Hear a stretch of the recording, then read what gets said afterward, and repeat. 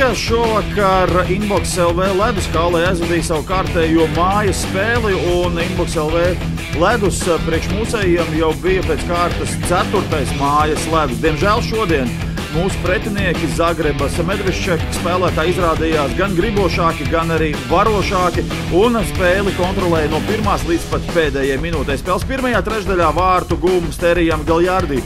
Spēles otrajā trešdaļā Jakubu Sedlačeku pārspēja Lukas Lesio, un trešajā trešdaļā vēl pareizei Francis Parē, un punktu spēlēja rezultātu 4-0 pielieka Bobijs Batlers. Rīgas Dinamo sastāvā tā arī neatradās neviens, kuram izdotos pārspēt pretinieku vārdsargu. Pēc mača uz interviju aicinājām savulaik Rīgas Dinamo krāsas pārstāvējušo Aleksandru Žiru.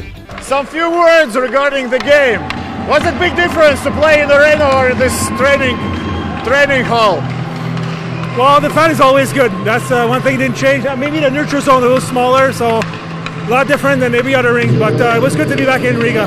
How you felt yourself in a Medveščaka team, and as you said here back in Riga? It's good. I mean, I was away for 3 years and come back to the KHL, so it was a little adjustment at the beginning of the season. But it's fun to be with all these guys again.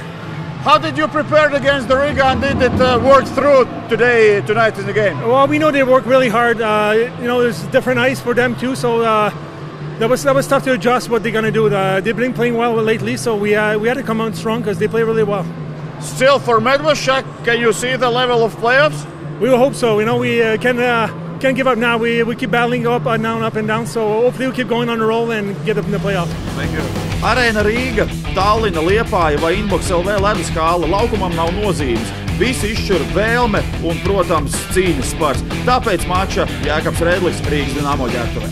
Gala rezultāts 0-4, atkal neizdevās gūt vārdus, vai tiešām Zagreba bija tik spēcīga, un vai viņi pārsteidz ar kaut ko pirms gatavošanos Rīgas Dinamo spēles laikā? Es domāju, ka viņi noteikti bija gatavāki nekā mēs. Viņi iemet, mēs ne. Viņi gāja uz vārtiem, meta. Mēs arī kā metam, mums vienkārši kaut kur pietrūkst. Tā augstsinība varbūt tās veiksmi. Protams, būtu kāds goliņš iekritis, būtu cita spēle. Kaut kā tāda, nolemtība vai kas kaut kas. Grūti jau tā pateikt. Visi jau katrs, neviens jau negrib zaudēt.